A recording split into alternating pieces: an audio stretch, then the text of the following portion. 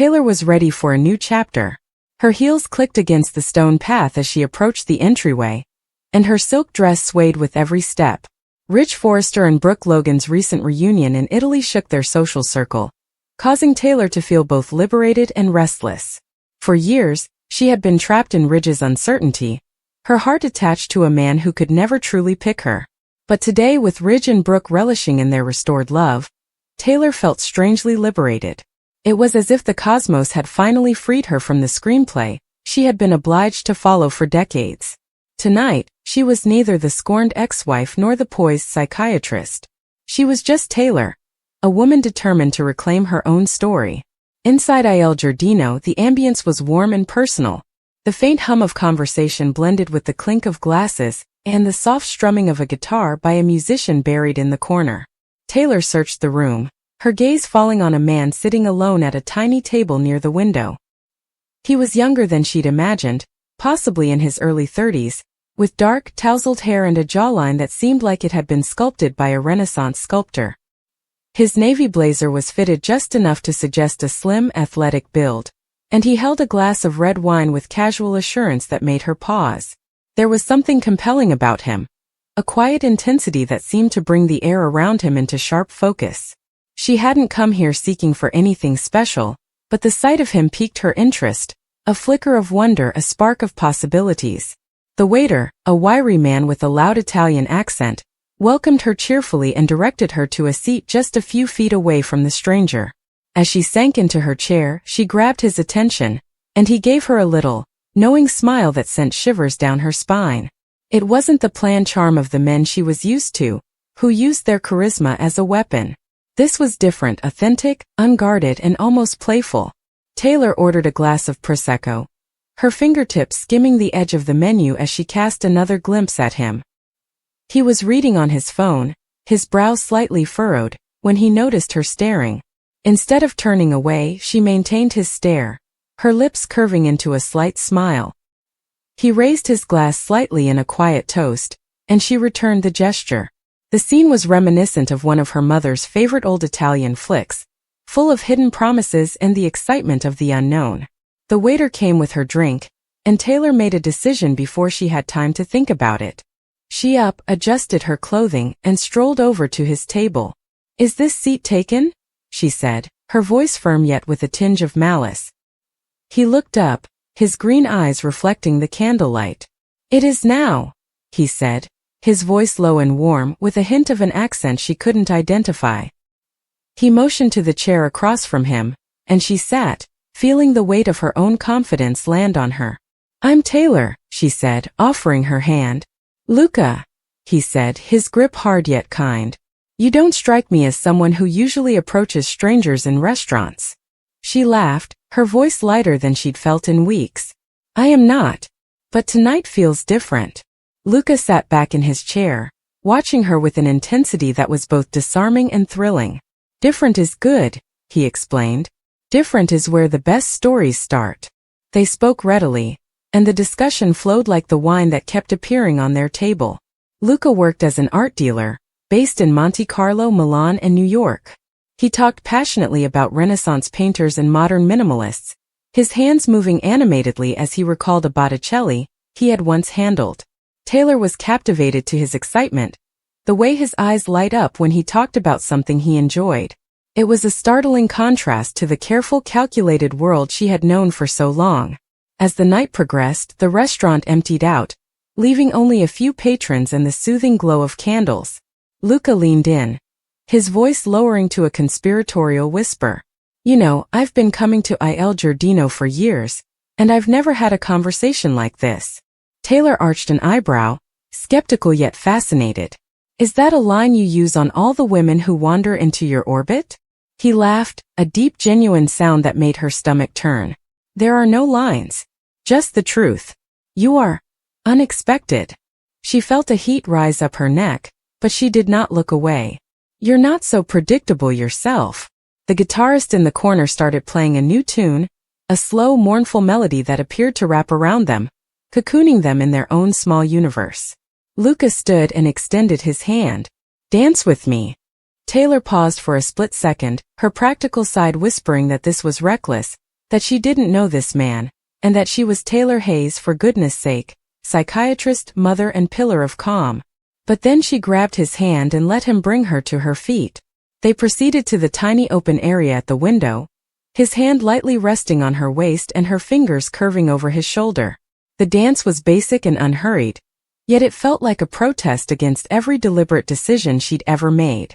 As they moved, Luca's breath touched her ear. "You're not what I expected to find tonight," he said softly. "And what did you expect?" she inquired, just above a whisper. "Something ordinary," he said. "But you, Taylor, are anything but." The words remained between them, thick with possibilities.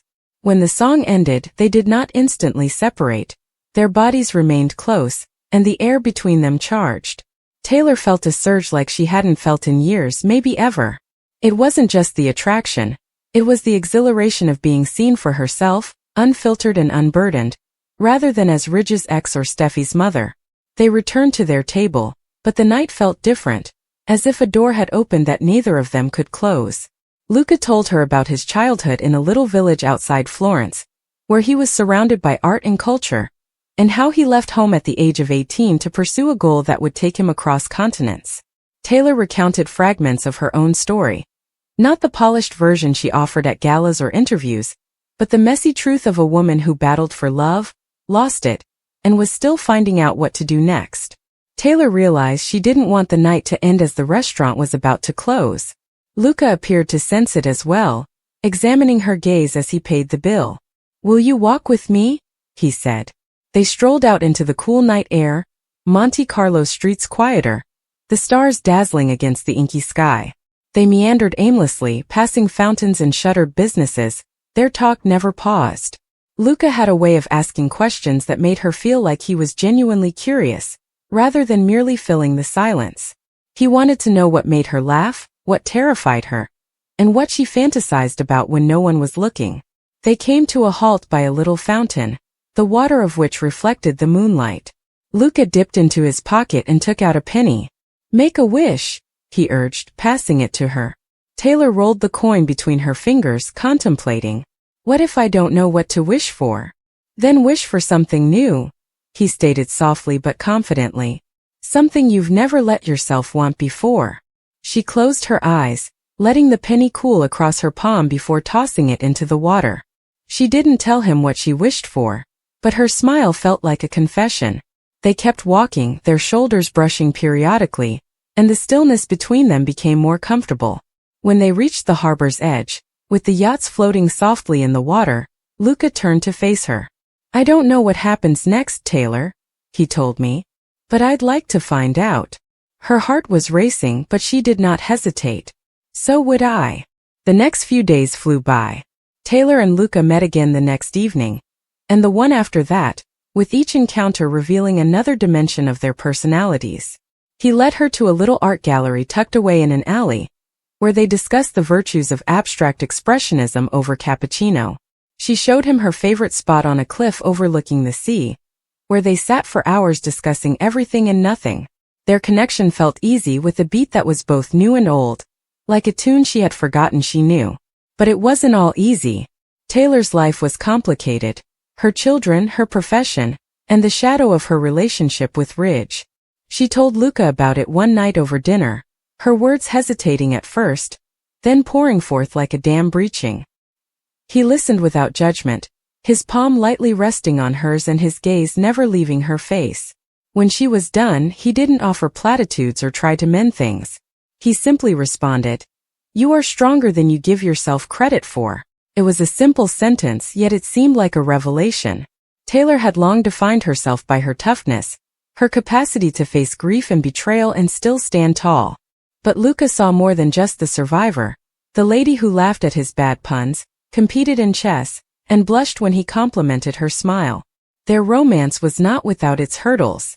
Taylor's social circle whispered about the age difference, and she couldn't help but feel a pang of mistrust.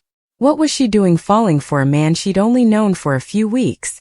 But every time she met Luca, her doubts evaporated. He was not scared by her past or her strength. Rather, he celebrated them. He made her feel alive like she hadn't in years. One evening, as they sat on his apartment's balcony, the Mediterranean stretched out before them. Luca turned to her, his demeanor solemn. "Taylor, I'm not sure where this is heading, and I'm not concerned about the logistics. I just know that I want you in my life." She glanced at him, her heart thumping, and realized she felt exactly the same way. For the first time in a long time, she wasn't thinking about Ridge, Brooke, or the never-ending drama in her past. She was thinking about the future, late-night dances, shared secrets, and the chance of something genuine. "I want that too," she added, and her words sounded like a promise. Taylor and Luca's bond became stronger over time. They traveled together, explored new towns, and created their own universe. Monte Carlo remained their anchor, while Iel Jardino served as an unspoken touchstone, the starting point for everything. Taylor had no idea what the future contained, but for the first time she was not terrified of it. With Luca by her side, she was ready to write a new story, one in which she was the hero rather than the footnote. If there's one person who does not want this to happen, it's Ridge Forrester. Check out this brand new couple. Of course, we're talking about a prospective pairing between Bill Spencer and Taylor Hayes on the Bold, and the beautiful now that Ridge Forrester and Brooke Logan are back together, right? Taylor Hayes is now a free agent. Thus it would be logical for her to sign with someone like Bill Spencer, while simultaneously making Ridge's head explode. This is not something he would take lightly. It goes without saying that B&B fans had something to say about the situation on social media. Some have noted, "This is intriguing. I would appreciate it if he loved her as much as she deserved. I admire Lee. She occasionally breaks the rules, but they may be a power pair. Should Taylor and Bill get together?" Another critic commented, "I have nothing against the actress, but I just can't get used to her as Taylor. She is completely unsuitable for the post, so I simply cannot. I stopped watching after she was cast and they began doing absurd stuff with Luna. I was out." There was also this comment, "I've always liked Rebecca as an actress," that said, "I honestly don't see the chemistry with her and any of the existing male leads." The Bold and the Beautiful spoilers. Check out this new couple. In her career, she's had some really great pairings, and anything less just seems wrong. Of course, B&B fans will just have to tune in every day to see what happens next. The Bold and the Beautiful airs weekdays on CBS. Check the local listings for times. In the meantime, please share your ideas in the comments box below.